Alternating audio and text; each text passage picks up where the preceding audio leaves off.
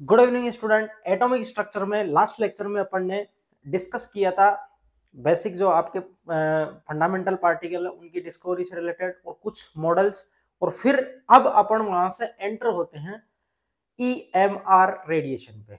और EMR radiation पे enter अपन क्यों हो रहे हैं, इसका रीजन क्या है, थोड़ा सा मैं फ्लैशबैक में चलता हूं। आपको मैंने रदरफोर्ड मॉडल बताया था। रदरफोर्ड मॉडल रदरफोर्ड मॉडल में एक प्रॉब्लम हो रही थी, और वो प्रॉब्लम क्या थी कि ये रदरफोर्ड ऐसे बोल के निकल गया कि इलेक्ट्रॉन न्यूक्लियस के चारों तरफ रिवॉल्व करते हैं। तो उस टाइम पे मैक्सवेल की थ्योरी चल रही थी ईएमआर रेडिएशन की, वेव नेचर के ऊपर। तो मैक्सवेल ने से बोला अगर कोई पार्टिकल मूविंग नेचर का है तो वो पार्टिकल एमिट करता है ईएमआर रेडिएशन को। अगर वो ईएमआर रेडिएशन एमिट कर रहा है तो एक टाइम ऐसा आएगा कि उसकी एनर्जी खत्म हो जाएगी। तो रदरफोर्ड अपने अकॉर्डिंग क्या बताया था कि इलेक्ट्रॉन चारों तरफ घूम रहा है, चारों तरफ घूम रहा है। तो उसने बताया कि इलेक्ट्रॉन अगर ये चारों तरफ घूम रहा है तो एक टाइम ऐसा आएगा कि इलेक्ट्रॉन इसमें समा जाएगा, इलेक्ट्रॉन इसमें समा जाएगा। तो इसका रदरफोर्ड के पास कोई जवाब नहीं था, और वहीं से स्टार्ट होती है अपनी ईएमआर रेडिएशन। और सबसे पहले अपन पढ़ेंगे ईएमआर रेडिएशन का वेव नेचर। फिर वेव नेचर से भी प्रॉब्लम सोल्व नहीं होगी तो फिर चलेंगे अपन पार्टिकल नेचर पे। वेव नेचर क्लासिकल मैकेनिज्म की तरफ ले जाता है, और अपन का जो पार्टिकल नेचर है वो क्वांटम मैकेनिक्स की तरफ लेके चलता है अपन को। तो यहां से क्लासिकल और क्वांटम में अपन डिफरेंशिएशन भी कर सकते हैं।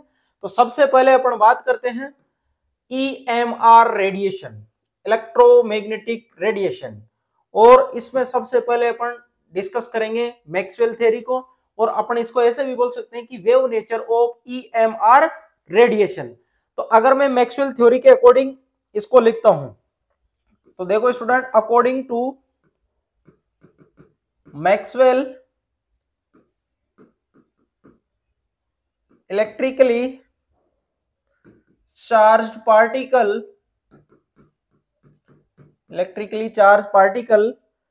move under acceleration, move under the acceleration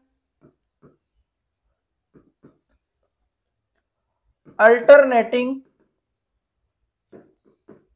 electrical and magnetic field are produced and transmitted these field।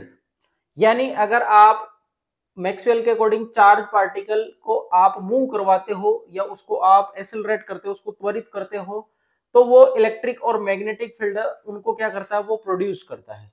और इलेक्ट्रिक और मैग्नेटिक फील्ड को जो प्रोड्यूस करता है वो प्रोड्यूस करता है ईएमआर रेडिएशन की फॉर्म में। आई बात समझ में, ये उसका स्टेटमेंट था। तो field are produced and transmitted these field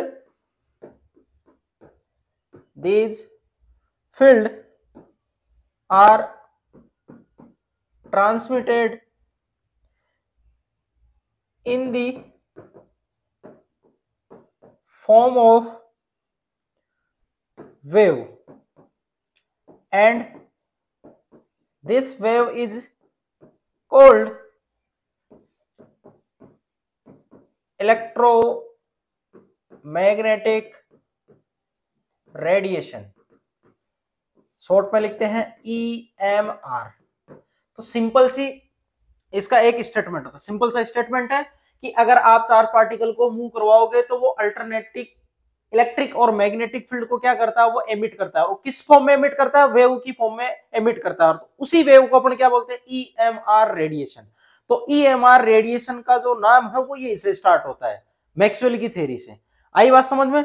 अब ईएमआर रेडिएशन में मैग्नेटिक और इलेक्ट्रिक फील्ड ये दोनों क्या रहते हैं, एक दूसरे के परपेंडिकुलर रहते हैं। तो अपन बात करते हैं अपन की ईएमआर रेडिएशन को वेव की फॉर्म में कैसे शो किया जाता है। तो अगर मैं ईएमआर रेडिएशन को वेव की फॉर्म में शो करूं तो बिल्कुल सिंपल सा तरीका है।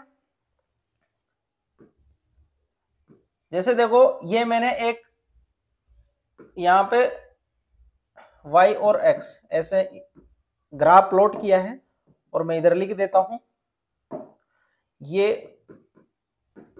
प्रोपेगेशन ऑफ वेव है, यानी वेव इस डायरेक्शन में बढ़ रही है, और इधर अपन बोल सकते हैं कि इसका मैग्नीट्यूड है। तो ध्यान से देखना स्टूडेंट, इलेक्ट्रिक और मैग्नेटिक फील्ड, मैं लिख देता हूं इलेक्ट्रिक और मैग्नेटिक फील्ड, वो दोनों एक दूसरे के परपेंडिकुलर रहते हैं उस ईएमआर रेडिएशन में, यानी इलेक्ट्रोमैग्नेटिक रेडिएशन होती है उसमें इलेक्ट्रिक फील्ड और मैग्नेटिक फील्ड एक दूसरे के 90 डिग्री पे रहते हैं। अगर मैं यहाँ पे जैसे ये एक्स डायरेक्शन है, इसमें अगर मैं इलेक्ट्रिक फील्ड को शो कर रहा हूं ऐसे, अगर मैं ऐसे इलेक्ट्रिक फील्ड को शो करता हूं इस डायरेक्शन में, ये इलेक्ट्रिक फील्ड है, ये इलेक्ट्रिक फील्ड है, ये इलेक्ट्रिक फील्ड है, तो जो मैग्नेटिक फील्ड होगा वो इसके क्या होगा, परपेंडिकुलर। तो जैसे मैंने इस प्लेन में इसको लिया है, तो मैं अंदर वाला जो जेड वाला जो प्लेन है, इधर मैं ऐसे मेंशन कर देता हूं इसको, इधर ये जेड डायरेक्शन है, इसमें मैं ले लेता हूं अपने मैग्नेटिक फील्ड को,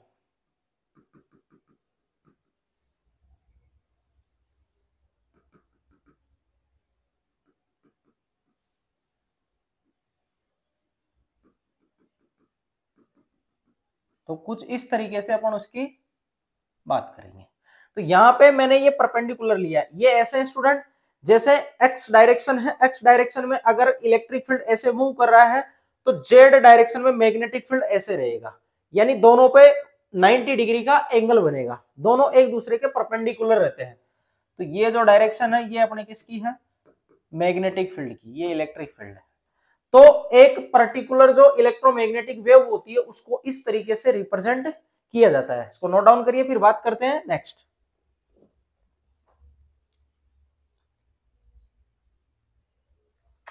अब कुछ डेफिनेशन है सिंपल सी, अपन सबसे पहले उनकी चर्चा कर लेते हैं। सबसे पहले मैं एक सिंपल वेव बना देता हूं, और वेव में अपन को कुछ यहां पे डेफिनेशन है उनको आइडेंटिफाई करना है। वेव में अपन को यहाँ पे कुछ डेफिनेशन है उनको आइडेंटिफाई करना है। तो वो किस तरीके से, देखो ये जो एक वेव मैंने बनाई है, इसके जो हायर मैग्नीट्यूड यानी ऊपर की साइड वाले जो पार्ट है हायर मैग्नीट्यूड के, इनको बोला जाता है क्रिस्ट। इनको क्या बोलते हैं, क्रिस्ट। और ये जो नीचे वाले जो पार्ट है इनको बोलते हैं ट्रफ। ऐसे ही ये वाला जो पार्ट है इसको बोलते हैं अपन क्रिस्ट, और नीचे वाला जो पार्ट है इसको बोलते हैं ट्रफ। एक वेव के अंदर कुछ ऐसे छोटी डेफिनेशन है से रिलेटेड, कई बार आपके एग्जाम में क्वेश्चन आ जाता है, और वेव के लिए इनको जानना बहुत जरूरी है, तभी आप वेव के बारे में अच्छे से समझ पाओगे चीजों को। तो वेव के अंदर कुछ क्रिस्ट होते हैं, कुछ ट्रफ होते हैं। अब यहाँ पे अपन सबसे पहले डिफाइन करेंगे वेवलेंथ, फिर डिफाइन करेंगे अपन फ्रीक्वेंसी, और उसके बाद में एक और टर्म जो है आपके सिलेबस में दे रखी है वो है वेव नंबर, इन्हीं से रिलेटेड है वो। तो सबसे पहले मैं यहाँ पे डिफाइन करता हूं कि वेवलेंथ अपन किसे बोलेंगे। तो ध्यान से देखना स्टूडेंट, एक वेव की जो लेंथ होती है उसको वेवलेंथ बोलते हैं। पहली डेफिनेशन तो ये हो गई, यानी एक वेव की लेंथ, यानी एक साइकिल पूरी करने में जितनी डिस्टेंस उसने ट्रेवल की है पार्टिकल ने, वहां तक की जो लेंथ है उसी को अपन वेवलेंथ बोलते हैं। जैसे मैं एक डेफिनेशन तो यहाँ पे दे दूं, जैसे एक चक्कर पूरा करने में, एक चक्कर पूरा कहां से होगा, ये देखो यहाँ पे आधा हुआ, फिर यहाँ पे ये पूरा, तो एक चक्कर पूरा कहां पे हो रहा है, इस जगह पे। एक चक्कर पूरा कहां पे हो रहा है, यहां पे हो रहा है, ठीक है। तो यहां पे जो एक चक्कर हो रहा है यहां से लेके यहां तक की जो डिस्टेंस है उसको मैं वेवलेंथ बोलूंगा। क्या बोलूंगा उसको, वेवलेंथ। और वेवलेंथ को अपन किससे शो करते हैं, वेवलेंथ को शो करते हैं अपन लैम्डा से। किससे शो करते हैं, लैम्डा से।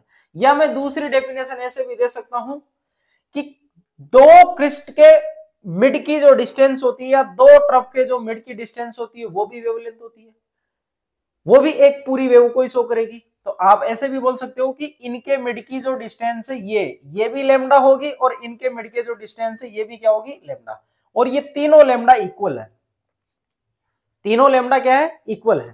तो मैं यहाँ पे इसकी अगर डेफिनेशन की बात करूं वेवलेंथ की, तो डेफिनेशन सिंपल सी हो जाएगी, the length in between two nearest crest और ट्रफ। एक डेफिनेशन तो ये हो गई, और दूसरी डेफिनेशन में यहां लिख सकता हूं the length of one wave is known as lambda. यानी एक वेव की आपको अगर लेंथ मिल जाए तो वो आपकी लैम्डा होगी। एक वेव का मतलब है एक साइकिल को पूरा करना। तो ये हो गई आपके डेफिनेशन किसकी, लैम्डा की। अब बात करते हैं कि लैम्डा को मेजर अपन किस किस में करते हैं। लेंथ है तो लेंथ की अपन यूनिट की बात करें तो मीटर होती है, सेंटीमीटर होती है। यहां किलोमीटर की चर्चा नहीं करेंगे अपन, यहां अपन सिंपल चर्चा करेंगे मीटर, सेंटीमीटर और कुछ और यूनिट होती है उनकी। और वो कौन कौन सी होती है वो आप यहां से नोट डाउन कर लीजिएगा। देखो इसकी अगर मैं यूनिट की बात करूं तो यूनिट होगी metre, centimetre, micrometre, nanometre, angstrom, picometre. ये इसकी क्या होगी, यूनिट। सेंटीमीटर ले सकते हो आप, मिलीमीटर भी ले सकते हो आप यहाँ पे, ना यहाँ पे आप मिलीमीटर भी ले सकते हो। अब मैं बात करूं यहाँ पे मीटर सेंटीमीटर की, तो वो तो आपको पता है 1 मीटर में 100 सेंटीमीटर होते हैं। ये नई जो मैंने यहाँ पे लिखी है माइक्रोमीटर, नैनोमीटर, एंगस्ट्रॉम, पिकोमीटर, ये आपको पता रहना चाहिए। तो देखिए स्टूडेंट, एक माइक्रोमीटर, या मैं सबसे पहले बात करूं 1 मिलीमीटर, इसमें 10⁻³ मीटर होते हैं। अगर मैं 1 माइक्रोमीटर की बात करूं तो 10⁻6 मीटर होते हैं। अगर मैं 1 नैनोमीटर की बात करूं तो इसमें 10⁻9 मीटर होते हैं। अगर मैं 1 एंगस्ट्रॉम की बात करूं तो इसमें 10⁻10 मीटर होते हैं। अगर मैं 1 पिकोमीटर की बात करूं तो इसमें 10⁻12 मीटर होते हैं। तो ये सारी की सारी जो टर्म है ये है आपकी वेवलेंथ से रिलेटेड। ठीक है, वेवलेंथ को अपन जनरली इन्हीं में, क्योंकि अधिकतर जो वेवलेंथ है वो शॉर्टर है, बिल्कुल छोटी है, तो आप इन्हीं में मेजर करोगे उनको। अधिकतर नैनोमीटर, एंगस्ट्रॉम इनको काम में लिया जाता है। आई बात समझ में। अब नेक्स्ट बात करते हैं अपन, मैं इसको रब कर देता हूं। नेक्स्ट अपन चर्चा करते हैं फ्रीक्वेंसी की। नेक्स्ट अपने डेफिनेशन है फ्रीक्वेंसी। नेक्स्ट अपन बात करते हैं अब फ्रीक्वेंसी की। तो फ्रीक्वेंसी की डेफिनेशन क्या होगी, इसको म्यू से डिनोट करते हैं। तो फ्रीक्वेंसी की डेफिनेशन सिंपल सी है, एक सेकंड में पर्टिकुलर पॉइंट से कितनी वेव पास हो रही है, जितनी वेव पास हो रही है वो उसकी फ्रीक्वेंसी होगी। यानी पर सेकंड आपको वेव काउंट करना है, जितनी ज्यादा वेव निकलेगी उतनी ही उसकी क्या होगी, फ्रीक्वेंसी होगी। तो मैं डेफिनेशन लिख देता हूं, सिंपल सी डेफिनेशन है, how many waves are passed at a point in 1 second और पर सेकंड। या तो आप ऐसे बोलो कि 1 सेकंड में कितनी वेव पास हो रही है, या पर सेकंड कितनी वेव पास हो रही है। तो पर सेकंड पे आ गया सारा का सारा मामला, वहां से जितनी वेव पास हो रही है वो उसकी फ्रीक्वेंसी कहलाएगी। अब फ्रीक्वेंसी कैसे अपन फाइंड आउट करेंगे, किसकी ज्यादा होगी किसकी कम होगी, उसके लिए एक सिंपल सा तरीका है। देखो इधर मैंने बोला कि एक पर्टिकुलर पॉइंट है, पर्टिकुलर पॉइंट से आपको वेव को पास करना है। इस पॉइंट से अगर आपको वेव को पास करना है, मेरे पास 2 वेव है, तो एक वेव तो मेरे पास ये है और एक मेरे पास कुछ इस तरीके से है वेव, इस तरीके से 2 टाइप की वेव है मेरे पास। अगर मैं इसकी बात करूं तो इसकी लैम्डा इतनी है, अगर मैं इसकी बात करूं तो इसकी लैम्डा मात्र इतनी है। ध्यान से सुनना, इंपॉर्टेंट है, बिल्कुल आपके समझ में आ जाएगा और आपको यह भी पता चल जाएगा कि फ्रीक्वेंसी लैम्डा के ऑपोजिट क्यों होती है, यानी प्रोपोर्शनल क्यों होती है, इनवर्स क्यों होती है एक दूसरे के, सॉरी प्रोपोर्शनल नहीं होती, इनवर्स होती है उसके। तो लैम्डा और फ्रीक्वेंसी एक दूसरे के इनवर्सली प्रोपोर्शनल कैसे होते हैं वो आपको यहां से पता चल जाएगा। इस वाले की लेंथ ज्यादा है, इस वाले की लेंथ कम है। अगर मैं इस पर्टिकुलर पॉइंट से वेव को निकाल रहा हूं तो ये तो सिर्फ एक वेव निकलेगी, ये तो ओनली एक वेव, और अगर मैं यहाँ की बात करूं तो देखो एक वेव यहां तक, दूसरी वेव यहां तक, तीसरी वेव यहां तक, चौथी वेव यहां तक, और पांचवी बनाना चाहो तो आप बना सकते हो, पांचवी वेव यहां तक की डायरेक्शन में अगर बनाना चाहो तो लगभग 5 वेव आ रही है। तो ये कितनी वेव निकलेगी यहां से? 5 वेव। तो देखो एक पर्टिकुलर पॉइंट से, जो मैंने बताया आपको, उस पर्टिकुलर पॉइंट से पर सेकंड में कितनी वेव निकल रही है? ये तो 1 निकल रही है, ये 5 निकल रही है, ये 5 निकल रही है, ये 1 निकल रही है। तो फ्रीक्वेंसी किसकी ज्यादा होगी? फ्रीक्वेंसी का मतलब है रिपीटेशन, बार बार। तो बार बार रिपीटेशन, यानी 5 वेव निकलेगी तो 5 बार रिपीटेशन होगा, यहाँ 1 बार ही रिपीटेशन हो रहा है। तो फ्रीक्वेंसी ज्यादा किसकी आएगी? इसकी। तो ये होगी आपके मोर फ्रीक्वेंसी, ये होगी आपकी लेस फ्रीक्वेंसी। यानी जिसकी वेवलेंथ ज्यादा होती है, देखो ज्यादा वेवलेंथ है उसकी फ्रीक्वेंसी कम आती है, और जिसकी वेवलेंथ कम होती है उसकी फ्रीक्वेंसी ज्यादा आती है। तो यहां से आप रिलेशन निकाल सकते हो आराम से। रिलेशन क्या निकल जाएगा? New inversely proportional 1 upon lambda, new inversely proportional 1 upon lambda. और लेमडा साइन को अगर यहां से हटाते हैं तो इसकी जगह आ जाता है सी अपॉन लेमडा, इसको हटाते हैं तो ये क्या आ जाता है? सी अपॉन लेमडा। और यहां सी क्या है? Speed of light. और ये कितनी होती है? 3 इंटू 10⁸ मीटर पर सेकेंड। और यहां लेमडा क्या है? वेवलेंथ। और यहां न्यू क्या है? फ्रीक्वेंसी। न्यू क्या है? फ्रीक्वेंसी।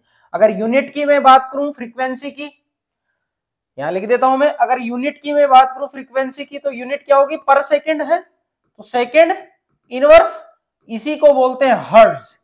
सेकंड इनवर्स को ही क्या बोलते हैं अपन? हर्ट्ज बोलते हैं। ये इसकी यूनिट होगी। और दूसरी यूनिट भी होती है इसकी सीजीएस पद्धति में, जिसको केसर बोलते हैं। एक और यूनिट होती है केसर। ठीक है, अपने काम की यही है, सेकंड इनवर्स और हर्ट्ज। तो इसकी यूनिट क्या हो जाएगी? Second inverse hertz. तो ये ओवरव्यू तक इसके बारे में, फ्रीक्वेंसी के बारे में। इसको नोट डाउन करिए, फिर बात करते हैं नेक्स्ट।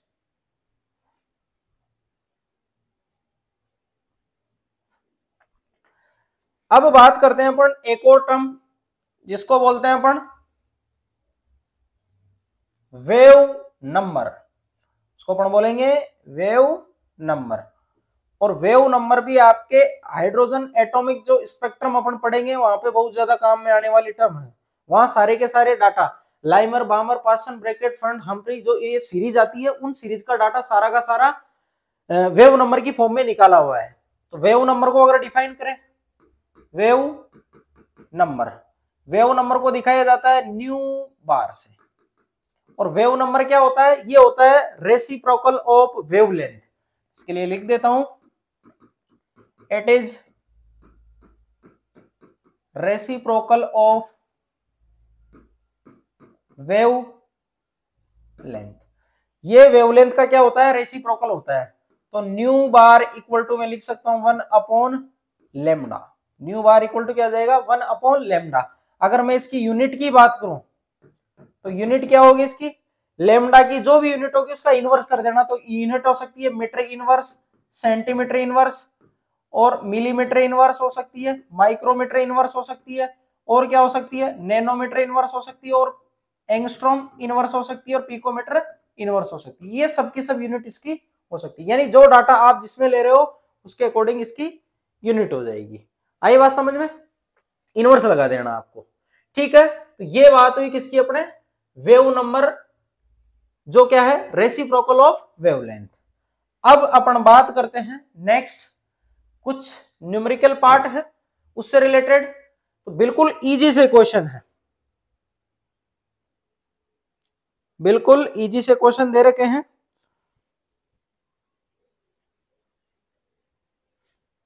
देखो, सबसे पहला क्वेश्चन है, calculate the wavelength of frequency is 3 into 10⁻12 hertz. उसने पूछा कि फ्रीक्वेंसी दे रखी है तो अपन को वेवलेंथ कैलकुलेट करना। तो सिंपल सी है, न्यू इक्वल टू होता है सी अपॉन लेमडा। पूछा क्या है इसने? वेवलेंथ। तो लेमडा इक्वल टू क्या हो जाएगा? सी अपॉन न्यू। और सी की वैल्यू मैंने आपको बताई है, स्पीड ऑफ लाइट होती है, कितनी होती है? 3 इंटू 10⁸ मीटर पर सेकेंड। और अगर फ्रीक्वेंसी की बात करूं तो होती है 3 × 10⁻12 हर्ट्ज। हर्ट्ज मतलब 1/सेकंड।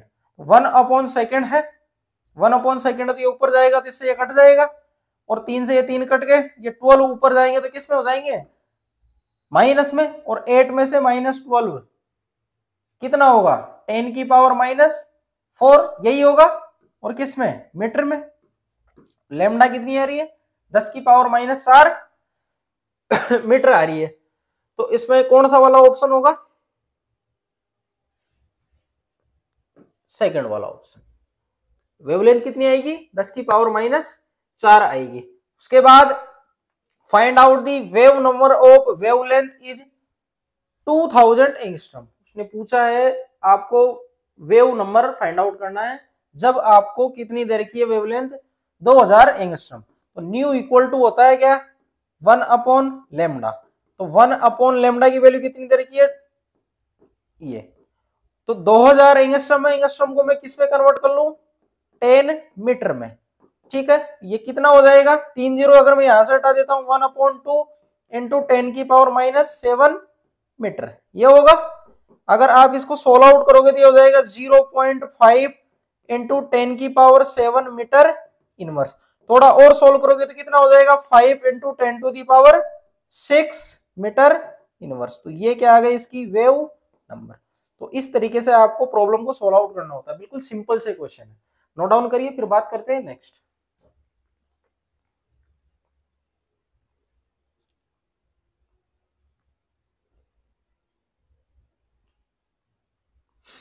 अब बात करते हैं अपन इलेक्ट्रोमैग्नेटिक रेडिएशन से रिलेटेड, इलेक्ट्रोमैग्नेटिक स्पेक्ट्रम। आई बात समझ में, ईएमआर स्पेक्ट्रम की अपन बात करते हैं। तो ईएमआर स्पेक्ट्रम क्या होता है, मैं इसको रब कर देता हूं, फिर बात करते हैं अपन ईएमआर स्पेक्ट्रम।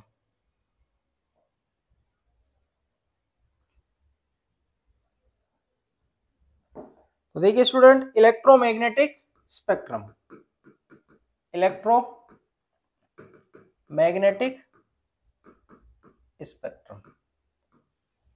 देखो इलेक्ट्रोमैग्नेटिक स्पेक्ट्रम का मतलब है कि इसमें डिफरेंट डिफरेंट टाइप की जो वेवलेंथ है आपस में एक दूसरे में कंटिन्यूअसली मर्ज हो रखी है। अलग अलग वेवलेंथ और अलग अलग फ्रीक्वेंसी की वेवलेंथ आपस में एक दूसरे में मर्ज हो रखी है। तो इन सब का कंबाइंड रूप से जो पैटर्न दिया हुआ है वही क्या कहलाता है, स्पेक्ट्रम कहलाता है। डिफरेंट टाइप की जो वेवलेंथ है सबका एक जगह कंबाइंड पैटर्न क्या कहलाता है, स्पेक्ट्रम कहलाता है। तो अगर मैं डेफिनेशन की बात करूं इसकी तो क्या होगी, electromagnetic radiation which differ from one another in wavelength या फ्रीक्वेंसी भी हो सकती है, वेवलेंथ और फ्रीक्वेंसी भी हो सकती है। ठीक है, फ्रीक्वेंसी से भी डिफर रहेगी, वेवलेंथ से भी डिफर रहेगी। Are known as electromagnetic spectrum, electromagnetic spectrum कहते हैं। ठीक है, सिंपल सी डेफिनेशन है, नोट डाउन करिए। फिर बात करते हैं अपन कि इलेक्ट्रोमैग्नेटिक रेडिएशन में कौन कौन सी वेव्स आती है।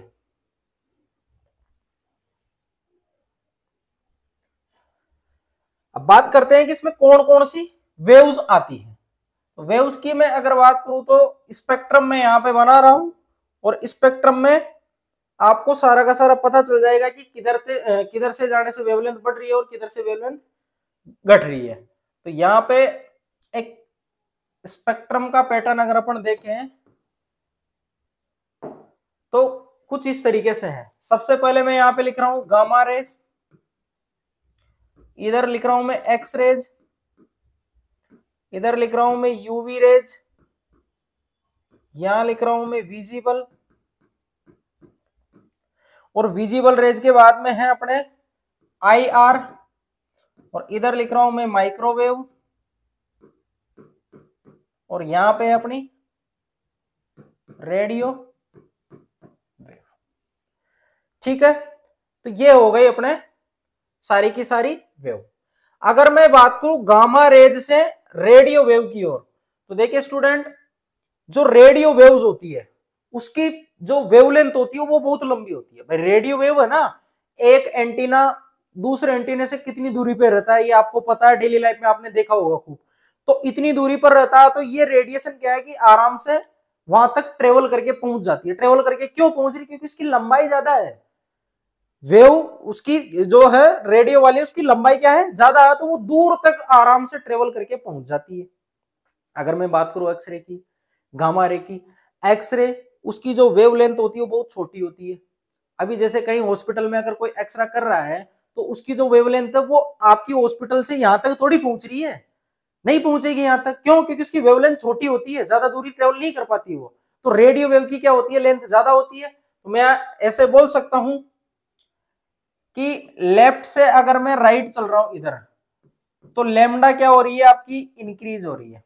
लेमडा क्या हो रही है? इंक्रीज। और अगर फ्रीक्वेंसी की बात करो, अगर लेमडा बढ़ रही है तो फ्रीक्वेंसी क्या हो जाएगी? डिक्रीज हो जाएगी। फ्रीक्वेंसी क्या हो जाएगी? डिक्रीज हो जाएगी। ठीक है, इतना सा आपको ध्यान रखना है। अब मैं बात करता हूं अपने विजिबल वाले पार्ट की। अपने विजिबल वाले पार्ट की मैं बात करता हूं इसकी। विजिबल वाले पार्ट में आपको यहाँ पे डिफरेंट डिफरेंट टाइप के कलर दिखाई देते हैं, जिसको विजिबल स्पेक्ट्रम बोलते हैं। और ये आपने डेली लाइफ में खूब देखा है, बारिश के दिनों में आपने देखा होगा इंद्रधनुष का बनना, या प्रिज्म से व्हाइट लाइट को जब पास किया जाता है, ये जो विजिबल लाइट होती है उसको पास किया जाता है, तो वो डिफरेंट टाइप के जो कलर है उनमें वो डेविएट कर जाती है, अलग अलग कलर को वो शो करती है। और वो कलर कौन कौन से होते हैं वो आपने पढ़ा है, विबग्योर आपने पढ़ा है। 7 कलर में डिवाइड होती है, और 7 कलर कौन कौन से हैं?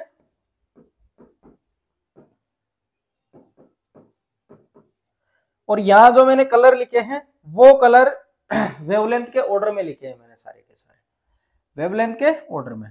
इधर चलने पे इनकी लेमडा क्या हो रही है? इंक्रीज हो रही है, और इनकी फ्रीक्वेंसी है वो क्या है? डिक्रीज हो रही है। और ये जो विजिबल रेज है, विजिबल रेज कहां से कहां बिलोंग करती है? 400 नैनोमीटर से 705 नैनोमीटर तक, 50 नैनोमीटर, यानी 400 से 750 नैनोमीटर के बीच में ये लाइज करती है। और सबसे ज्यादा जो वेवलेंथ होती है वो रेड वाले की होती है, और सबसे कम वेवलेंथ होती है वो किसकी होती है? वोयलेट वाले की होती है। सबसे कम किसकी होती है? वोयलेट वाले की।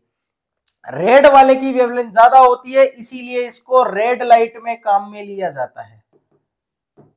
इसको किस में काम में लिया जाता है? रेड लाइट, लाल बत्ती के लिए काम में लिया जाता है। आपको दूर से दिख जाए, वेवलेंथ ज्यादा होती है ना, आराम से दिख जाएगा दूर से। ठीक है, और दूसरी वाली बत्ती कौन सी होती है? येलो होती है, और एक ग्रीन होती है। आई बात समझ में? तो ये बत्तियां क्यों ली गई है? क्योंकि इनकी जो वेवलेंथ होती है वो ज्यादा होती है, इसलिए अपन को दूर से आंखों से वो साफ स्पष्ट दिखाई देती है। अगर वो वोयलेट और इंडिगो जैसी बत्तियां काम में लेने लग जाए तो दोनों मर्ज हो जाएगी, आपको दिखेगी नहीं। क्यों? क्योंकि वेवलेंथ छोटी होती है, दूर तक जाते जाते तो आपको दिखाई नहीं देगी वो। तो इनको काम में लिया जाता है। तो ये है अपना इलेक्ट्रोमैग्नेटिक स्पेक्ट्रम। ठीक है, अब बात करते हैं अपन नेक्स्ट है, ये तो वेव नेचर हो गया। और वेव नेचर में एक और मैं चीज आपको बता दूं, वेव नेचर है वो कुछ फिनोमिनन पे बेसिस है। वेव नेचर के फिनोमिनन कौन कौन से होते हैं? जैसे मैं बात करूं इंटरफेरेंस की, डिफ्रैक्शन की, इंटरफेरेंस हो गया, डिफ्रैक्शन हो गया, रिफ्लेक्शन हो गया, ये कुछ फिनोमिनन है। जैसे इंटरफेरेंस हो गया, इन पे वेव नेचर को आप आराम से डिफाइन कर सकते हो। इन पे वेव नेचर को आप आराम से डिफाइन कर सकते हो। अब कुछ प्रॉपर्टीज ऐसी है जो वेव नेचर से डिफाइन नहीं हो रही है। अब वो कौन सी बला आ गई? वो बला क्या है वो पढ़ेंगे अपन किसमें? पार्टिकल नेचर में। तो देखो, पार्टिकल नेचर ऑफ ईएमआर, और उसमें है प्लांक क्वांटम थ्योरी। सबसे पहले पार्टिकल नेचर आते हैं, सबसे पहले माइंड में आती है प्लांक क्वांटम थ्योरी, क्योंकि प्लांक क्वांटम थ्योरी सारा का सारा बेसिस है किसका? पार्टिकल नेचर का। पार्टिकल नेचर के बारे में यही बताती है सब कुछ। तो उसमें क्या है देखो, क्लासिकल फिजिक्स और wave nature of EMR do not explain following experiment. जो ईएमआर रेडिएशन थी अपने, जिसका वेव नेचर था, ये मैं बात करूं क्लासिकल फिजिक्स की, वो इन एक्सपेरिमेंट को नहीं समझाती है। और ये कौन कौन सा एक्सपेरिमेंट है? एक तो ब्लैक बॉडी एक्सपेरिमेंट है कि the nature of emission of radiation from hot bodies. अभी मैं आगे आपको समझाऊंगा कि किस तरीके से वेव नेचर उसको शो नहीं कर रहा है, जबकि पार्टिकल नेचर से वो आराम से एक्सप्लेन हो रही है। यानी ब्लैक बॉडी रेडिएशन को ये नहीं समझा पाता वेव नेचर। दूसरा, ejection of electron from metal surface, यानी मैं बात करूं फोटो इलेक्ट्रिक इफेक्ट की, फोटो इलेक्ट्रिक इफेक्ट को भी ये वेव नेचर नहीं समझा पाता। ऐसे ही variation of heat capacity of solid as a function of temperature, जैसे रिले जीन के एक्सपेरिमेंट हैं और स्टीफन बोल्ट्जमान लॉ है, उन सब की जो व्याख्या है वो वेव नेचर से आप नहीं कर सकते। उनको समझाने के लिए आपको किसकी जरूरत पड़ेगी? आपको पड़ेगी पार्टिकल नेचर की। तो अगर मैं आगे बात करूं तो line spectrum of atom special reference of hydrogen, hydrogen atom का जो लाइन स्पेक्ट्रम है उसकी व्याख्या आप वेव नेचर से नहीं कर सकते। तो आपको पढ़ना होगा प्लांक क्वांटम रेडिएशन, या मैं बात करूं Planck quantum theory. Planck quantum theory से आपके सारी की सारी चीजें समझ में आएगी। अब बात करते हैं अपन कि ब्लैक बॉडी रेडिएशन क्या है। तो ब्लैक बॉडी रेडिएशन में स्टूडेंट मैं आपको सबसे पहले इसका ग्राफ प्लॉट करके दिखा देता हूं। ब्लैक बॉडी रेडिएशन में आपको ग्राफ किस तरीके का मिल रहा था, यहां पे लेमडा लिया गया था और इधर ली गई थी इंटेंसिटी, और डिफरेंट टेम्परेचर पे ये ग्राफ प्लॉट किया गया। तो ग्राफ प्लॉट किया तो एक कुछ इस तरीके से आ रहा था, दूसरा ग्राफ प्लॉट किया तो कुछ इस तरीके से आ रहा था, तीसरा ग्राफ प्लॉट किया तो कुछ इस तरीके से आ रहा था। और मैं अगर यहां पे बात करूं ग्राफ की, जो ग्राफ क्लासिकल फिजिक्स के अंदर या क्लासिकल मैकेनिक्स में समझाया जाता है वो ग्राफ कुछ इस तरीके का आता है। ये आपके ग्राफ है क्लासिकल वाला, और इधर जो मैंने ग्राफ खींचा है ये वाला, ये ग्राफ है आपका क्वांटम वाला। ये तो मैं लिख रहा हूं जो साइंटिस्टों ने बताया, उस टाइम पे तो इनको नहीं पता था।